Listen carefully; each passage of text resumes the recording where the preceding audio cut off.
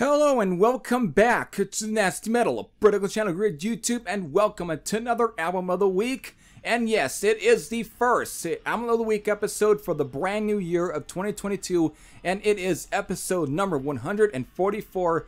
And what better album to pick for this first episode of the new year than none other than Cross the Styx, the very first album from death metal legends Sinister, or at least criminally underrated Dutch death metal band. But it is, again, Cross the Styx, originally released on January 1st of 1992, and we are already past January.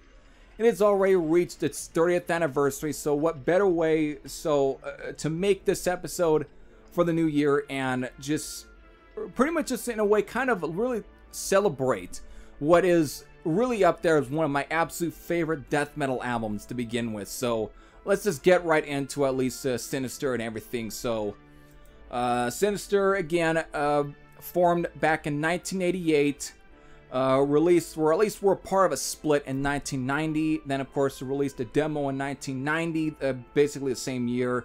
Released their second demo in 1991, and then finally releasing their EP, which is self-titled, in the same year of 1991. And so I take it at least sometime in this year of 1991 is when they decided to record their very first full-length album. And basically recording and mixing for this album took place at the Main Street Studio in Fotzbach, Germany. Then of course was then mastered at TT Mastering in Berlin, Germany, co-produced by Sinister, because it was produced by none than Matthias Roederer, I think that is the best way to pronounce his last name, who is best known for being in a band called Atrocity, which they start out like kind of a death metal band. Then after releasing their first album, which was titled Hallucinations, they basically decided to really become very experimental and really change the overall genre and the overall sound. But he produced this album here, and so from there on, it gets mastered and gets released on January 1st of 1992 through Nuclear Blast. So let's just get into it, shall we? So for this album, we have at least about 12 tracks here, with at least spanning around the time of 39 minutes and 8 seconds. So these 12 songs beginning with a 1 minute and 30 second instrumental titled Carnificia Celesta, which is actually, I hope I pronounced that correctly, which is actually Latin for wretched butchery. Then, of course, we get into the actual full first real song on the album, which is Perennial Morning. Hope I pronounced that correctly. Perennial Morning. Then into Sacramental Carnage. Then into Doom, Spiritual Immolation. The title track, Compulsory Resignation. Corridors to the Abyss. Putrefying Remains. Epoch the Denial. I think that what it might, I think is spelled. Perpetual Damnation, and finally ending with a track that's just titled Outro, which actually it's a 52-second instrumental. So there you go. There's your 12 tracks. And as far as just to pretty much describe the album, mostly when it comes to a lot of especially death metal bands, and Sinister were being from the Netherlands, they definitely seem to be one of the more oddball bands, because they come from at least a place in the country, at least in the world, normally that a lot of people, especially who are really into more of the Florida scene, would not expect anyone to come from, at least of this caliber, but they did. And these guys, just to kind of describe them, if you definitely seem to be really familiar with a lot of the more Florida death metal bands, like for example, like again the more bigger ones, Cannibal Corpse and Deicide, and Malevolent Creation and Obituary, some of those bands.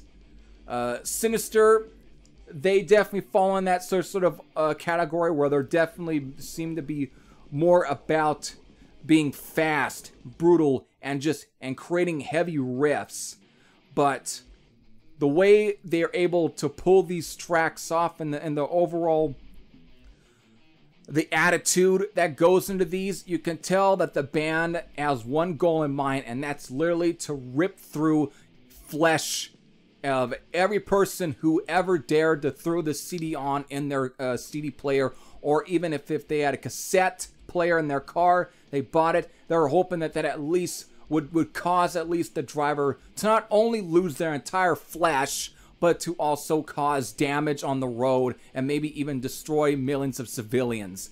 That was the one goal in mind I think Sinister had when they recorded this album, because each and every one of these songs are just drenched in absolute brutality and fucking carnage, and that was their overall goal. If anything, these guys make almost half the Florida bands sound more like straight up Bay Area melodic thrash metal bands, because of this shit ends up coming across absolute chaos. It's almost the same way those would feel if they had listened to Pleasure to Kill by Creator, because it's that same sort of thing. It almost comes off very Teutonic in a way, because it just, that's the overall vibe. It's just, you don't care if you're trying to create hooks or anything. You just want to literally take a absolute sledgehammer and bludgeon the listener to absolute death. This is the overall vibe of the album, and just from Perennial Mourning to fucking again to Sacramento Carnage to fucking Doomed, every one of these songs are just absolute sledgehammer massacres. And the thing is, it's one of the many reasons why I love this album. But at the same time, there's definitely plenty of different riff changes here and there. It's not technical, but it definitely seems to almost push at times, because some stuff kind of changes. It will kind of, at least a little bit, kind of. There is some times where they kind of do break a bit from the overall speed and ferocious velocity of some of the songs. But again, where they're trying to create more of a mid-pace kind of riffing here and there, but again, that's only lasts for a couple of at least minutes or seconds, because afterwards you're back in the same sort of pacing of some of these songs. I think the best examples of this, I would say, is on like the title track, Doomed, which is one of my absolute personal favorites off the album. Perennial Mourning is also really good. I hope it's Perennial Mourning, I think is what it means, but still. Corridors to the Abyss, Putrefying Remains, again, Compulsory Resignation. All of these songs definitely seem to really have at least a more really great staying power, even though the album as a whole is just a complete barrage of just brutality is the best word I can describe half the album, or most of the album. Anyways, actually all of it. I mean, the fucking instrumental that opens up the album is basically in a way preparing you for the absolute destruction that this album ends up bring upon the listeners. And that's what you get, because again, it's like basically just sound effects and atmospheres. Again, mostly, again, it's the sounds of at least sounds of chains, and even at times you even get a little bit of like almost carnival music. Like it's almost taking you on it's going to take you into an absolute hell ride of savagery. And that's just, again, that's what you get. It's just fucking savagery. It's just, again, you might as well be driving a fucking tank over a pile of corpses. That's what it ends up just coming across. It just doesn't let up. It doesn't really give you any time to breathe. It doesn't want you to breathe. It just wants you to almost to just convulse right on the spot.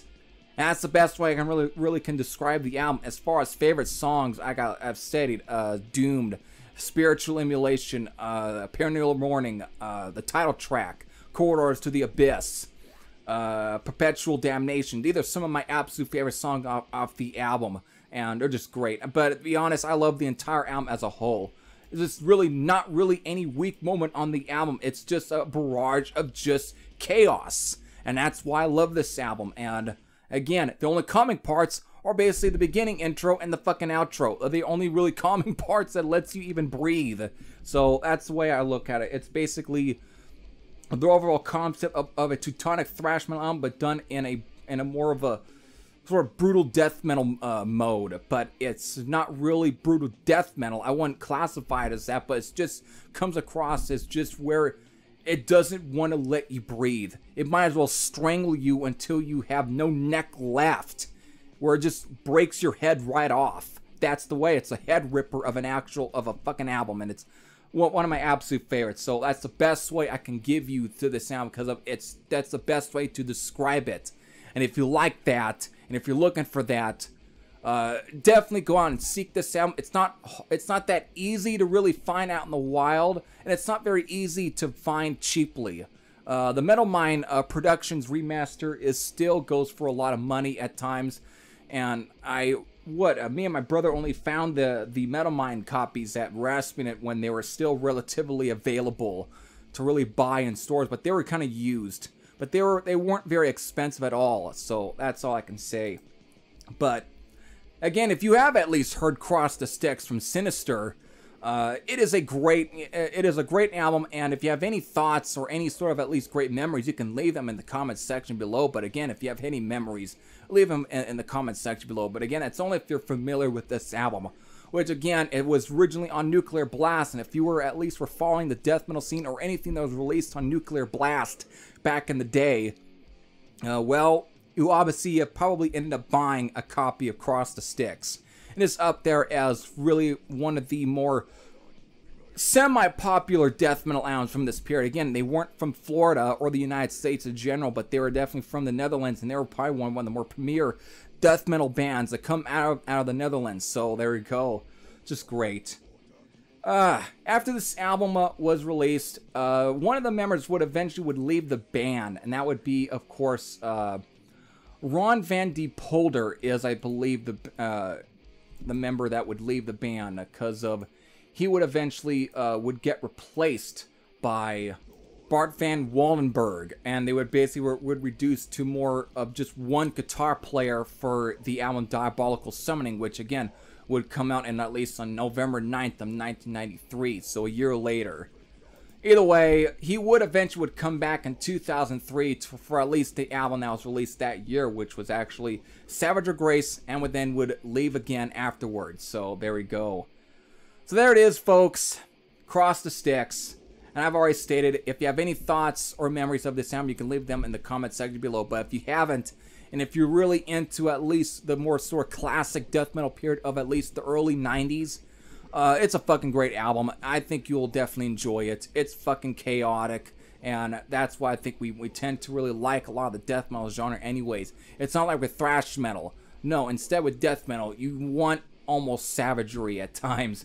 But goddamn, it's fucking savage, and it's one of the reasons why I love it. And if you like that kind of style, you like savagery, you'll enjoy this album. So there we go. That's it. Hope all of you enjoyed. This is Heavy Thrash I Sing. I'm out, and I'll see you all later. Take care, everyone.